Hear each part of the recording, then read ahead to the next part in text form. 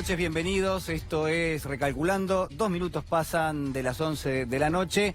Son horas trascendentales, son horas claves desde el punto de vista de cómo se va a conformar el mapa político, y en las últimas horas también hubo diversas conversaciones entre distintas fuerzas, entre ellas la que componen por un lado, así Alberto Fernández y Cristina Fernández de Kirchner, y por otro lado la que conduce Sergio Massa. No se tomaron el café, el famoso café que en el día de ayer se dijo que en algún momento quizás de la jornada de hoy se iba a llevar adelante, tampoco va a ser en el día de mañana. Pero lo que sí podemos confirmar es que, en principio, ese acuerdo entre Unidad Ciudadana y el Frente Renovador está cerrado, y que en todo caso lo que falta definir es el momento en el cual ese acuerdo va a ser anunciado. De un lado de las fuerzas se pensó en la posibilidad de que se anuncie en el día de mañana, mientras que del Frente Renovador, en principio, la idea sería anunciarlo a partir del día miércoles, llevando a cabo una comunicación que se vería en todas las provincias del país. ¿Qué se estuvo definiendo en estas últimas horas? Usted se preguntará, pero ¿cómo no tomaron el café y de todas maneras se está cerrando el acuerdo? Bueno, por supuesto, tanto Alberto Fernández como Sergio Massa venían hablando en los últimos días, y lo de ayer fue sencillamente un acto de buena voluntad, una señal, un gesto de características políticas fundamentales, hay que decirlo, porque esa noticia y ese encuentro, ese diálogo ha recorrido todo el espectro periodístico durante el día de hoy, pero lo que podemos señalar es que parte de la negociación que se está llevando adelante tiene que ver con esto, con el momento en el cual va a ser anunciado, con la forma en la cual se va a anunciar este acuerdo, que en principio ya está cerrado, y donde no se va a llevar a cabo lo que es una primaria abierta, simultánea y obligatoria. No va a haber paso, este es otro dato que hay que señalar, sino que se negocian apenas lo que son lugares en las listas de diputados. Usted sabe que muy probablemente, al menos hasta las últimas horas, Sergio Massa encabezaría la lista de diputados, y que al mismo tiempo al masismo, al Frente Renovador como fuerza política, le importa y mucho el papel que va a desempeñar, sobre todo en el ámbito de la provincia de Buenos Aires. Se especula, y en principio sería parte de este acuerdo, que Sergio Massa pasaría a ser el titular de la Cámara de Diputados, el presidente de la Cámara de Diputados, el cuarto lugar en importancia desde el punto de vista institucional en la República Argentina. Por supuesto, esto es parte de la negociación, es una promesa, obviamente, que va a quedar en ese marco, pero de todas maneras también hubo hacia adentro de la fuerza, sobre todo en el Frente Renovador en las últimas horas, una consulta muy amplia con los principales referentes, intendentes de esa fuerza, y al mismo tiempo con los dirigentes, a propósito de lo que era la línea que había adoptado Sergio Massa de acercarse a Unidad Ciudadana. Bueno, en base a esto y en base a los resultados, lo que sabemos, por lo menos hasta ahora, es que todo sigue viento en popa, y que en principio ese acuerdo ya está cerrado. Una jornada hoy donde también se confirma un dato económico fundamental, esto es el nuevo desembolso por parte del Fondo Monetario Internacional. Todavía no ha sido anunciado oficialmente. Recuerden ustedes que el próximo día viernes se reúne el board del Fondo Monetario. Allí en principio se va a revisar el caso de la Argentina. Pero lo que también podemos confirmar es que en las últimas horas Christine Lagarde, la titular del Fondo Monetario, se reunió en el marco del G20 llevado a cabo en Japón con el Ministerio de Hacienda, con el ministro, con el titular de esa cartera. Hablamos de Nicolás Dujovne, también con el presidente del Banco Central, Guido Sandleris, y les habría anticipado ya que el Fondo Monetario daría el visto bueno y haría este desembolso por 5.400 millones de dólares, 5.400 millones de dólares que el gobierno está esperando, porque, a tenerlo en cuenta, hasta ahora al menos parte de lo que es esta tranquilidad, entre comillas, cambiaria, tiene que ver con la cantidad de dólares que maneja el Banco Central y con la posibilidad de intervenir en ese mercado. Ya camino rumbo a la mesa, porque lo tenemos con nosotros a Claudio Lozano. ¿Cómo estás, Claudio? ¿Cómo te va? ¿Todo bien? ¿Cómo estás? Bien, bien. Bueno, economista, dirigente, exdiputado, titular de una fuerza política que en principio es parte de este frente político, este frente amplio, todavía no tiene nombre, lo sabremos en las próximas horas, que conforman también Cristina Fernández de Kirchner, Alberto Fernández y Sergio Massa. Sí, por lo menos nosotros desde Unidad Popular hace ya tiempo que entendimos que lo más importante era configurar una fuerza política que fuera capaz de desplazar al gobierno actual. Nosotros creemos que francamente sería muy complicado para el futuro de la Argentina que este gobierno reeligiese. Por lo tanto, para nosotros es una prioridad y por ende, más allá de que obviamente hay muchos matices al interior de este frente, nosotros venimos trabajando en esa dirección hace rato. Tenemos también la misma información de que el Frente Renovador estaría ya siendo parte de esta experiencia. Bueno, habrá que ver si se confirma en las próximas horas como corresponde. Teóricamente, mañana a las 3 de la tarde ya los apoderados están invitados a firmar. Así que ya iba a haber una señal muy concreta, ¿no? Bueno, es un gesto político muy importante, va a reconfigurar sin ninguna duda el mapa político. Estamos hablando de una fuerza que no solamente va a tener Unidad Ciudadana, el Frente Renovador, va a haber otras fuerzas políticas, vos sos parte de una de ellas, sos la cabeza de una muy importante. Te invito a ver el siguiente informe y ya analizamos todo el espectro político, ¿te parece? Lo vemos. Un abrazo grande para Mariano y para vos. Volvé a Buenos Aires, tomemos un café y terminemos esto a ver cómo podemos avanzar. Nosotros venimos hablando hace mucho con Sergio, cambiando opiniones, tratando de ver de qué modo encontrar puntos de acercamiento. Nosotros creemos que la Argentina sale adelante si construimos una gran coalición opositora, si esa coalición opositora tiene capacidad de construir un programa de gobierno antes de discutir nombres. Porque comparto todo lo que decís. Tenemos que estar juntos, cada uno con su autonomía, cada uno tiene que aportar desde su identidad. Hoy el peronismo, Alberto, acá ganó en toda la provincia, en todos los departamentos.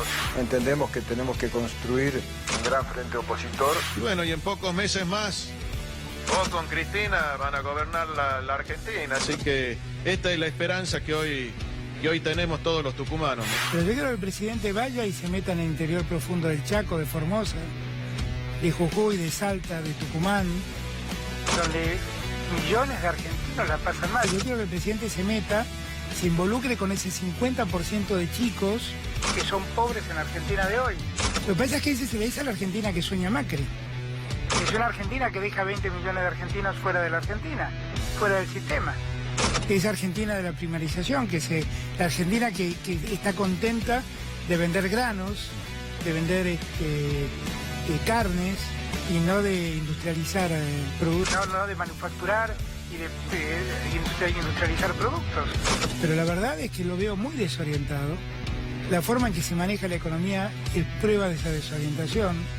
El estrago que han hecho en la justicia es prueba de la impudicia con la que se ha movido. Nosotros ya estamos lanzados y en verdad lo que esperamos es que de aquí al miércoles podamos incorporar a todos los que tengan la voluntad de hacer un gran frente opositor y que quieran dar realmente una pelea como opositores a Macri.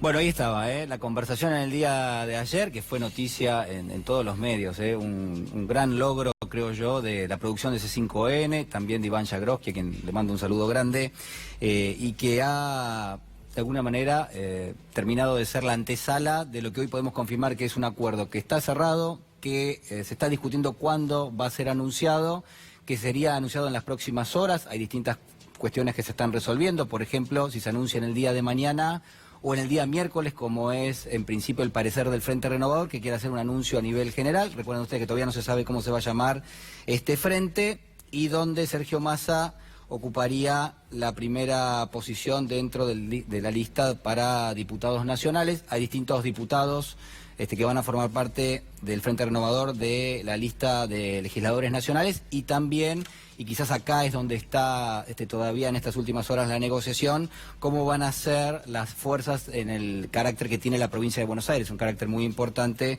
por cierto, en términos políticos. Dirigentes que se irían del Frente Renovador, Graciela Camaño, uno de ellos, y potencialmente Diego Bocio. Todavía sobre esto se está hablando, pero serían dos de los dirigentes que abandonarían las filas del Frente Renovador.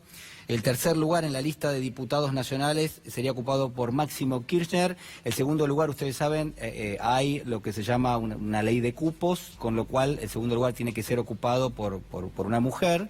Todavía no está el nombre, también, ¿no? Forma parte de la negociación. Claudio, a ver, veíamos recién las últimas conversaciones que se estaban dando entre el Frente Renovador, Unidad Ciudadana. Digo, ¿cuál es la idea de este frente tan amplio desde el punto de vista de diferenciarse en las políticas que ha aplicado el macrismo o el Frente Cambiemos hasta ahora? Digamos, ¿cómo surge la idea de formar parte de ese frente, la idea tuya, y dónde eso amalgama con el resto de las fuerzas políticas? La prioridad número uno es terminar con el gobierno de Macri, básicamente porque no solo es un gobierno que supone un proceso de ajuste y de ampliación de desigualdades en el momento actual, sino que, por lo menos desde nuestra caracterización, hay un compromiso fuerte respecto al futuro de la Argentina, compromiso que pasa por los niveles de pauperización, sobre todo de la franja juvenil y infantil de nuestro país, por el volumen de endeudamiento que tenemos en la Argentina y que es una hipoteca muy pesada, por el tema de la entrega y depredación de nuestros recursos naturales, y también, te diría, por el alineamiento geopolítico y la subordinación a los Estados Unidos, que ha implicado incluso la apertura del territorio a la instalación de bases denominadas de ayuda humanitaria del Comando Sur de los Estados Unidos, en el marco además de una Argentina que tiene intereses comerciales muy importantes con China, y donde consecuentemente tener una actitud, digamos, tan subordinada como la que tiene este gobierno, en el contexto de un mundo donde hay potencias que están confrontando de una manera muy significativa, no tener una actitud de soberanía en las definiciones en la relación con el exterior, indudablemente pone en riesgo también la propia integridad territorial del país. Incluso te diría más, las últimas concesiones petroleras realizadas en el marco de la Cuenca Malvinas también hablan a las claras de problemas serios en dirección a terminar de alguna manera hipotecando la reivindicación de soberanía, que implica no solamente las islas, sino los recursos naturales comprometidos y la propia proyección antártica. Así que desde muchos puntos de vista para nosotros, frenar este proceso, no permitir su continuidad, es un avance sustantivo. En esa dirección, y como lo que se viene no es una cosa sencilla, por las condicionalidades que este propio gobierno ha dejado, o está dejando, para nosotros que el Frente tenga la máxima amplitud, y en este sentido la incorporación del Frente Renovador es saludable en ese aspecto, es el tema de poder ganar en primera vuelta. Ganar en primera vuelta y por diferencia. O sea, la aspiración es esa, es ganar en primera vuelta. Por lo menos nosotros creemos que esa es la prioridad, y creemos que además el tema de la incorporación del Frente Renovador adelanta un casillero más en una disputa central, que es la disputa de la provincia de Buenos Aires.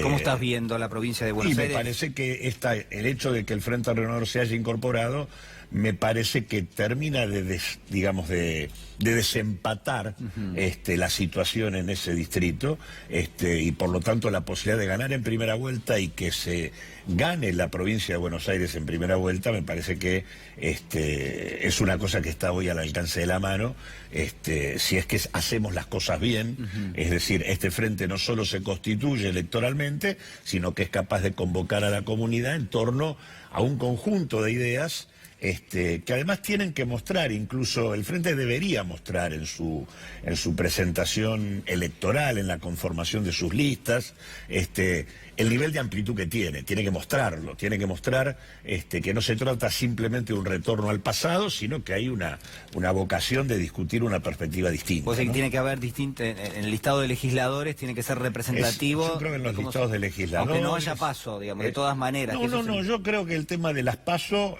ahí te escuchaba con atención lo que vos decías, por lo menos en las conversaciones que se han tenido entre las distintas fuerzas para la conformación del frente, las PASO se han planteado que estén abiertas. Esto es independiente de la definición que tome el Frente Renovador respecto a si irá a un acuerdo con la fórmula Fernández-Fernández. Claro. Pero, por ejemplo, digo, yo no me he enterado si Daniel Scioli levantó su candidatura. Y en la reunión que existió entre las distintas fuerzas políticas, ahí se planteó que iba a ser candidato. Y el propio presidente del Partido Justicialista, José Luis Gioja, dijo que estaban garantidas todas las condiciones para que cualquiera que quiera presentar candidaturas a nivel, en cada uno de los niveles, está en condiciones de hacerlo. Ahora, obviamente, digamos, ahora viene conformado el frente, vendrá la discusión de acuerdos, alianzas, bloques, que pueden dar como resultado pasos en distintos niveles, o pueden dar acuerdos de lista única de acuerdo a lo que se termine de conversar. ¿Unidad Popular sería parte de una PASO? ¿Estaría buscando una PASO o no? Depende, qué sé yo, depende de los distritos. Por ejemplo, recientemente en Mendoza hubo PASO en el ámbito de lo que sería, digamos, este frente, ¿no? En donde acaba de ganar Anabel Sagasti, pero ahí hubo PASO. Claro. Y bueno, nosotros participamos en esas PASO acompañando la candidatura de Anabel Sagasti. Así que, digamos, nosotros ahora estamos abiertos a discutir, a ver cómo se cierran las diferentes listas y cómo se reconoce esto que me parece importante plantearlo, que se muestre en la propia oferta electoral la amplitud que el frente tiene. Mencionabas recién la deuda, mencionabas lo complejo que va a tener el próximo gobierno, la gestión de todo punto de vista, con los limitantes que va a tener, sobre todo en la cuestión de la deuda.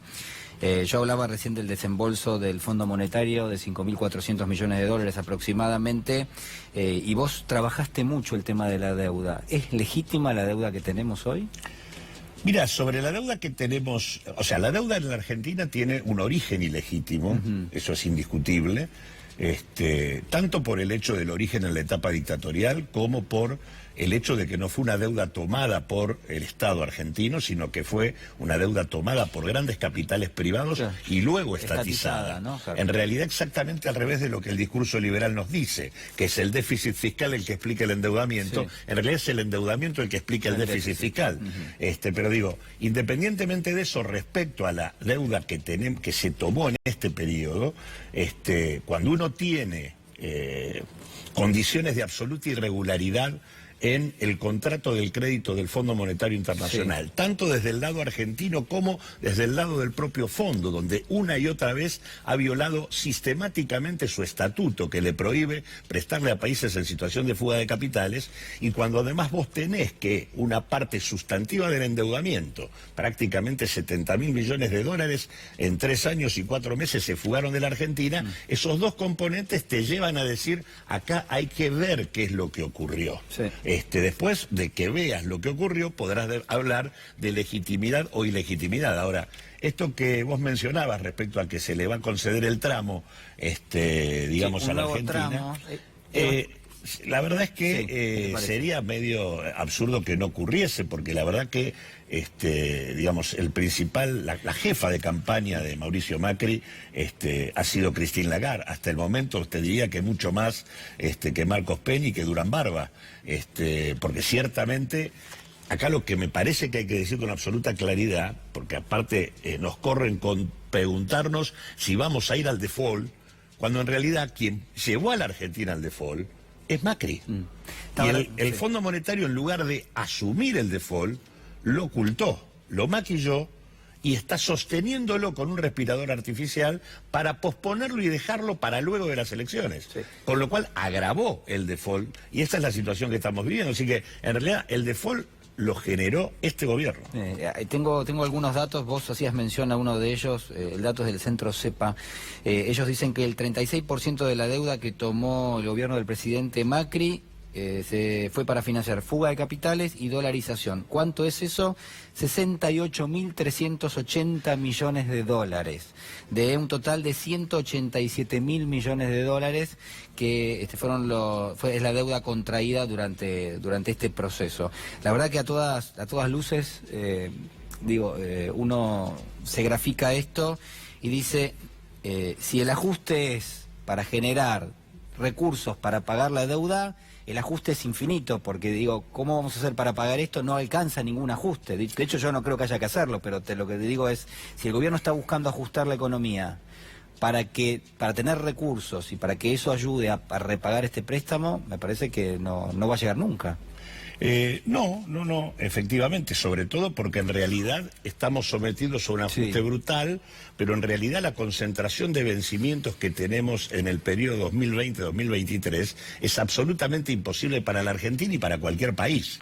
Es imposible asumir el pago de esa deuda. Por lo tanto, está claro que Argentina va a una reestructuración de la deuda, y en todo caso habrá que discutir de qué manera la reestructuración que se hace es compatible con las dos claves que tiene que tener el próximo gobierno. Por un lado, la necesidad de un plan de emergencia que recomponga ingresos de la población y, en segundo lugar, la puesta en marcha de una estrategia productiva que efectivamente garantice una clave, que es el tema del ahorro de divisas, que es uno de los problemas centrales que tiene el esquema productivo de la Argentina, ¿no? Vos sabés, Claudio, que iba a hacer un comentario al comienzo del programa, después, por supuesto, esta cuestión del acuerdo entre Alberto Fernández y Sergio Massa, o de las fuerzas políticas, obviamente lo desplaza, pero venía para el canal y en la puerta del canal hay una persona en situación de calle que hace muchos días que está, y veo dos personas que le habían acercado un alimento, pusieron el auto con balizas,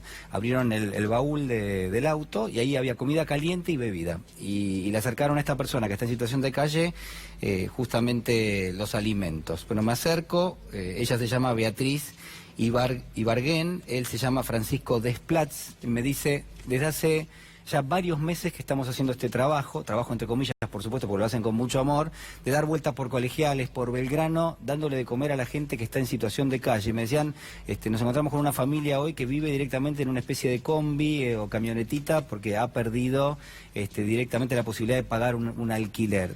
Esta es la otra cara de esto que estamos hablando.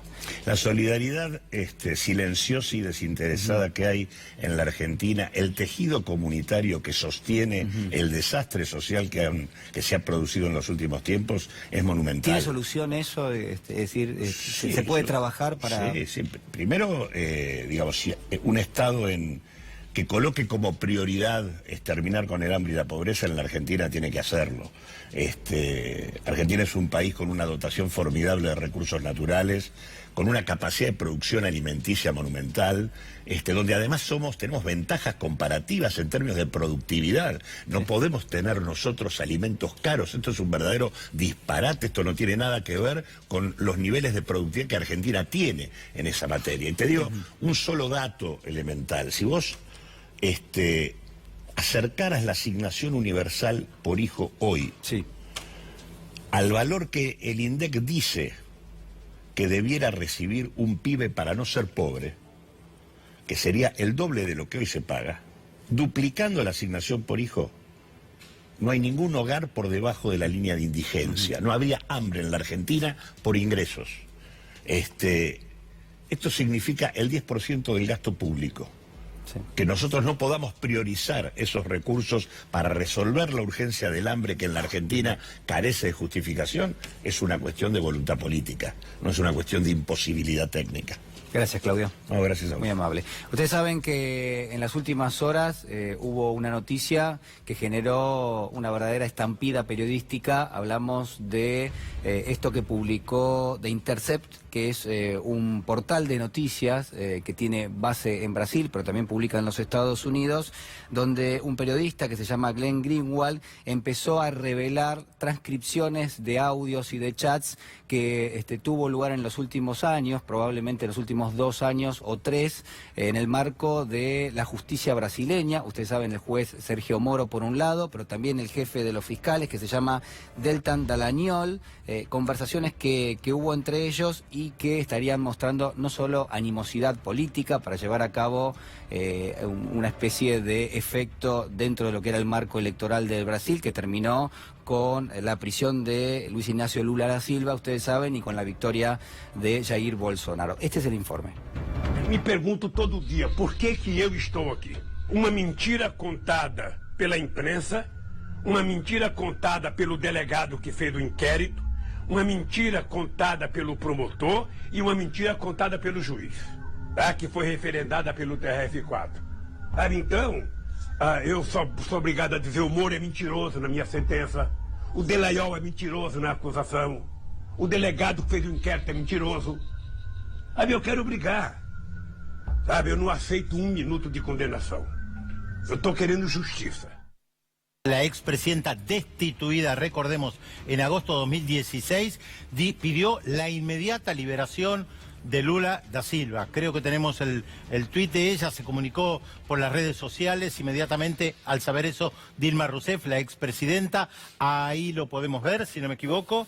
Las revelaciones de @ de Intercept dejan explícita relación ilegal y espuria entre el juez Sergio Moro y abogados del Lavallato, especialmente por Deltan Dallagnol, un fraude jurídico construido para condenar a Lula sin crímenes, sin pruebas e impedir su elección para presidente. Por supuesto que también quien fue candidato a la presidencia, Fernando Haddad, se expresó después de conocer todo esto. Podemos estar ante el mayor escándalo institucional de la historia de la República. Muchos serían presos, procesos tendrían que ser anulados y una gran farsa sería revelada al mundo. Vamos a acompañar con toda cautela, pero no podemos detenernos, que se apure toda la verdad. Bueno, algunas lecturas que se dieron en el día de hoy, los tweets que ustedes estaban viendo en pantalla. Y está con nosotros Natalia Salvo, ella es abogada, es la abogada de Pedro Echevez, que es el empresario que denunció primero a Marcelo D'Alessio y que de alguna forma también nos ofrece y nos sigue ofreciendo la posibilidad de conocer y de darnos cuenta cómo funcionan estas redes que tienen componentes que pertenecen al Poder Judicial, que por otro lado a veces forman parte de, digamos, fuentes de inteligencia, orgánicas, inorgánicas, que tienen contactos también con el periodismo. Y yo quiero remarcar que acá, en el caso de Lula da Silva y de esta investigación de la cual estábamos dando algunos datos, también se filtra información que da cuenta de cómo el fiscal o los fiscales en general, el juez Moro también y algunos medios de comunicación de Brasil, bueno, de alguna forma planteaban estrategias para evitar, por ejemplo, que se publicase una entrevista a Lula da Silva, en el marco de lo que era el proceso electoral que se estaba dando en Brasil, para que eso no tuviese obviamente un impacto en términos de los sufragios. A ver, Natalia Salvo, quiero preguntarte en qué se parece esto que estamos repasando, esto que está empezando a conocerse en Brasil, con lo que está sucediendo en la Argentina. Lamentablemente mucho. Tiene características y patrones similares. La actuación conjunta y de mutua cooperación, por supuesto, espuria e ilícita, entre los poderes del Estado, los medios de comunicación, los servicios de inteligencia, puestos al servicio de la persecución política y también de resquebrajamiento institucional. Nosotros lo veníamos diciendo desde el primer momento, está en peligro el Estado de Derecho. Lo cierto es que hay ciertos peligros que se van naturalizando con el devenir y con el ver continuamente cómo se van ultrajando las instituciones. Por ejemplo, la utilización abusiva del Instituto de la Prisión Preventiva revierte el principio de inocencia, que es uno de los pilares fundamentales y garantías constitucionales del Estado de Derecho. Cuando el Poder Ejecutivo se arroga facultades del Poder Judicial y cuestiona el contenido de las sentencias, está poniendo en peligro el sistema de pesos y contrapesos de la República. Yo veía hoy los chats que se publicaban en el caso de Brasil, donde el juez se inmiscuye en las tareas del fiscal, el fiscal las del juez. Es ilegal, ¿no? Eso marquémoslo. Por supuesto, el juez imparcial o la garantía del juez imparcial, que es otra de las garantías contenidas en la Constitución Nacional, es un juez imparcial, independiente, y el fiscal, teóricamente, que representa el interés general de la nación, no pueden confundirse esas funciones. Pero hay más coincidencias. Veía también que era partícipe de ese chat la Procuradora General de la Nación. Con lo cual vemos una simetría importante. Sí. ¿Y aquí esto tenemos... ¿por qué, digamos? Porque es un modelo que baja de dónde, que se copia de dónde. Sabemos que se llama el lawfare. O la guerra jurídica, sí. La utilización del Poder Judicial, una parte, o algunos referentes de ese poder, para generar un impacto en el mundo político. Y como usted decía recién, también con estas gravedades que se inscriben, ¿no? Por ejemplo, que en un Estado de Derecho se falte a lo más básico que usted marcaba, que es la presunción de inocencia, por ejemplo. Yo creo que justamente es instrumental en ese sentido el Poder Judicial o la utilización del Poder Judicial. Se lo usa directamente. Claro, es una herramienta justamente de persecución y te diría también de disciplinamiento social en ese aspecto. Y esto es básico porque contraría la función que impone la Constitución para el Poder Judicial, que es administrar justicia. Y acá hay algo que creo que es básico y también hay una similitud. El juez Moro ha dicho que tenía la íntima convicción de la culpabilidad de Lula da Silva. Nosotros tenemos al presidente que también se ha pronunciado del mismo modo en relación a Milagros Salas, cuando tiene todos los organismos internacionales pronunciándose a contrario de que no ha tenido un debido proceso. Entonces, si suplantamos las pruebas de los hechos por las íntimas convicciones o creencias místicas, destruimos el Estado de Derecho y realmente volvemos a un tiempo medieval. Quiero llevarla a las cuestiones que hacen a la realidad de la Argentina, al caso D'Alessio. Usted es abogada de Pedro Echevez. ¿Cómo está Echevez? Y Echevez confirma de algún modo cuando ve a través de los medios de comunicación o el avance, cuando le comenta el avance de la investigación, sus temores fundados.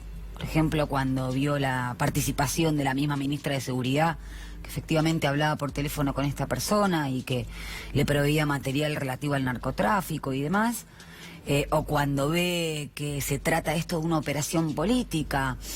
Yo, por supuesto, ni mi cliente podemos pronunciarnos acerca de lo que hace cualquier otro ciudadano o ciudadana. Lo cierto es que una operación política está fundada en cuestiones que no han sido probadas o tienen justamente como finalidad desvirtuar un sentido electoral u otra cuestión. Acá se han presentado pruebas. Al inicio de la denuncia se presentó más de 22 horas de audio, material fotográfico, fílmico, que después en el decurso de la investigación se ha ido acreditando.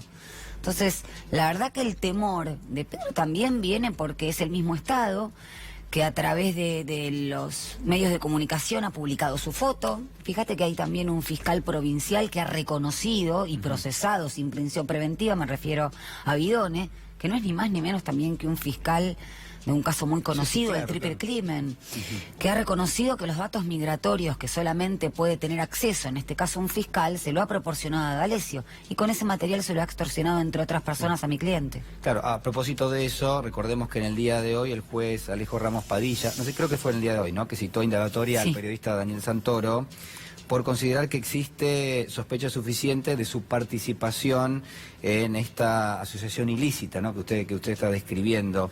Pero además, recordemos que en principio fue usted la letrada que pidió la indagatoria de Santoro. Sí. ¿Por qué la pidió? El mismo Código Procesal establece que justamente el juez llama a alguien a prestar declaración indagatoria, que no es una declaración testimonial, cuando hay sospecha suficiente de la comisión de un delito. Nosotros, luego de la declaración de Gonzalo Brusa Dobat y también del empresario Mario Cifuentes, consideramos que la participación que surgía de esas declaraciones de Santoro era parte de un engranaje para poder perpetrar o para poder culminar estos planes delictivos a que se dedicaba la organización ilícita que está siendo investigada en el Juzgado de Dolores. Por supuesto que cuando el juez lo llama, nosotros lo hacemos en función de nuestras facultades impulsorias como querellantes, es decir, en el marco de la ley. Y esto lo resalto porque sé que el periodista hoy hizo un descargo diciendo que el pedido lo habíamos hecho nosotros, vinculándolo a mi cliente a un sector político determinado. Nosotros lo hicimos en base a las prerrogativas que nos da la ley y el juez eventualmente decide el pedido de la parte. Y si lo ha decidido es en base no solamente al caso de Bruce Adobat, de Mario Cifuentes, sino que también menciona el caso de traficante, pero además deja bien en salvaguarda el ejercicio de la profesión, ¿no? La profesión de periodista. Y esto lo digo porque yo soy abogada, una persona puede ser arquitecta, ahora, pero si utilizo mi profesión como máscara o como pantalla a los efectos de cometer un acto ilícito o un ilícito, entonces ya no tiene que ver con la profesión, sino que uno no puede utilizar justamente su profesión para ampararse en la comisión de un delito. Doctor Rosalvo, muchísimas gracias. No, gracias a vos, Julián.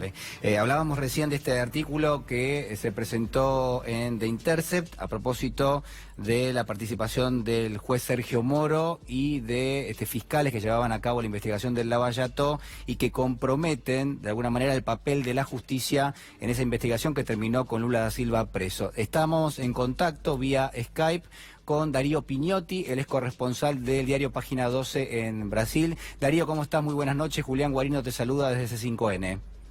Julián, buenas noches, ¿cómo estás? Bueno, a ver, primero agradecerte muchísimo el contacto. Sabemos que has tenido una jornada realmente agotadora, has podido hablar incluso con la abogada de Lula da Silva allí en Brasil. Quería preguntarte un poquito cómo estás viendo esto y qué se puede esperar de parte de quienes están en contacto con Lula.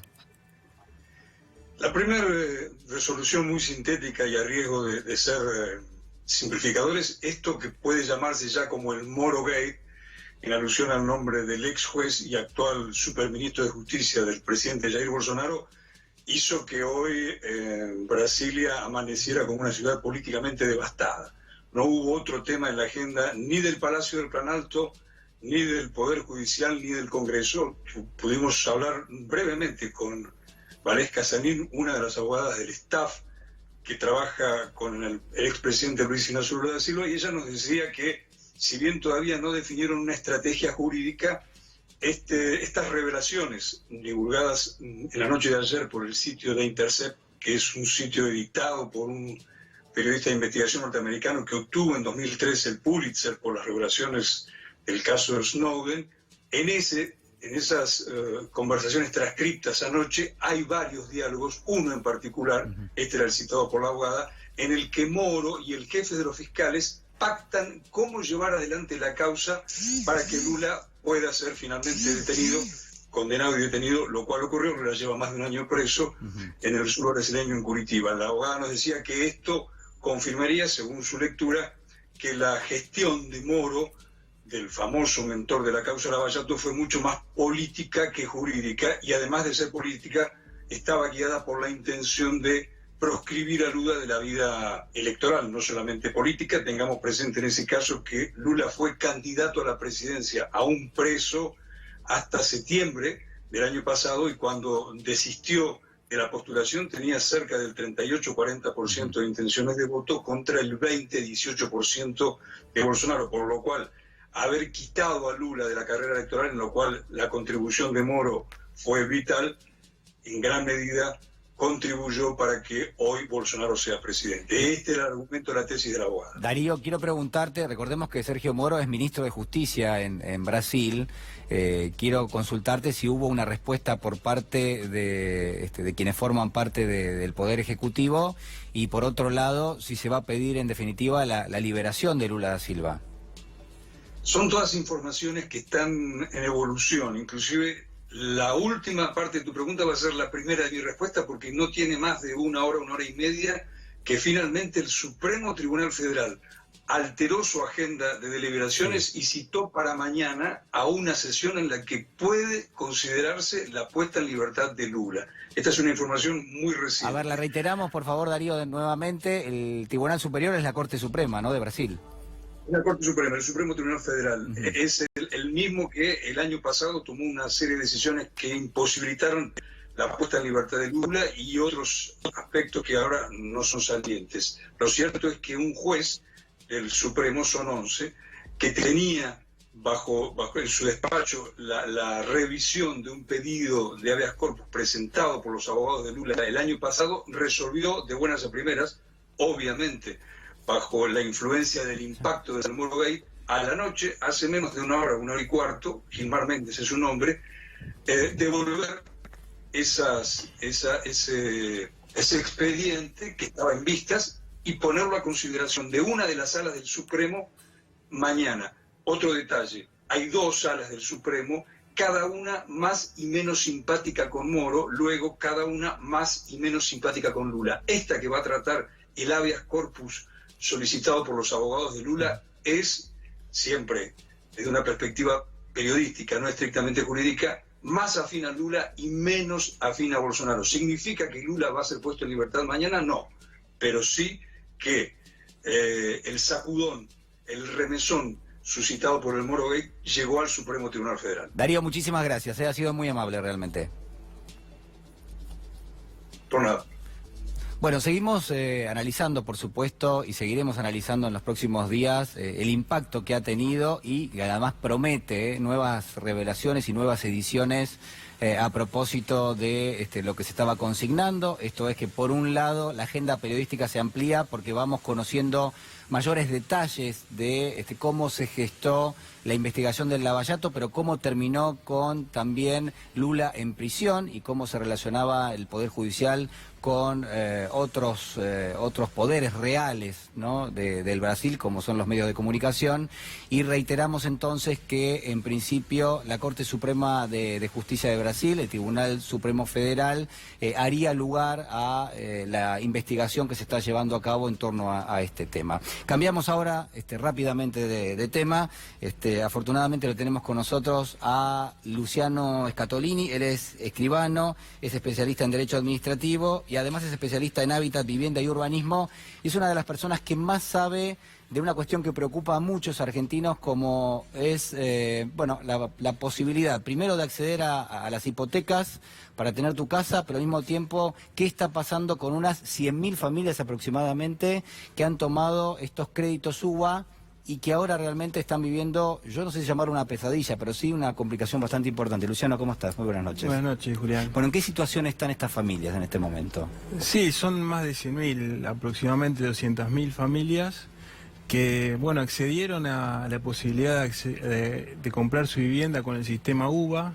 Este sistema permite, a partir de la indexación del capital y un monto que se fija en la cuota, poder pagar mensualmente por la vivienda que acceden. Y lo que sucedió fue una irresponsabilidad enorme del gobierno nacional cuando lanzó este programa, con la promesa de Sturzenegger, te acordarás, en el 2016, de que la inflación iba a ser de un dígito. Se propuso este mecanismo que ha sido medianamente exitoso en otros países, como en Chile, con una inflación muy baja, y con la irresponsabilidad, vuelvo a insistir, de que se pensó que íbamos a tener una inflación de un dígito, lanzar un sistema de créditos que indexan el capital por inflación y la cuota. Con lo cual hoy en la Argentina tenemos un drama, realmente es un drama. Muchas familias me escriben, me consultan, nos piden ayuda, realmente están muy afligidas porque hoy se encuentran con que no solamente no pueden pagar la cuota, no les alcanza el dinero para pagar la cuota, han dejado cosas básicas de lado para poder pagar la cuota de su vivienda, sino que además tienen el enorme riesgo en algún momento perder esta vivienda que con mucho esfuerzo pudieron comprar. Hay una ecuación básica que son salarios por un lado y el crédito por otro, que propone un repago que está atado a la inflación, en definitiva, porque es el índice SER que tiene como base el IPC. Exactamente. Bueno, hay intentos, por eso digo, en principio el gobierno de Macri y de Vidal fue irresponsable, y hoy diría que es insensible además. ¿Por qué? Porque obviamente se lanzó este sistema de créditos haciéndole creer a la gente que los iba a poder pagar. Hoy se está demostrado con una inflación anualizada de casi 60% que está resultando imposible, y hay proyectos de ley que se han intentado desde distintos bloques, tanto en la legislatura de la provincia de Buenos Aires como en la legislatura nacional, para morigerar la situación de los deudores UBA, para generar mecanismos que sean más accesibles a la posibilidad de pago, y en ambos casos el gobierno nacional no ha permitido su tratamiento, con lo cual hoy la angustia es doblemente mayor para todas estas familias que no ven ninguna posibilidad concreta por parte del gobierno de mejorar su situación, y por supuesto se va incrementando mes a mes este sufrimiento. Siendo vos especialista en el tema, ¿cuál es la propuesta que te parecería que debiera ser la respuesta por parte del gobierno?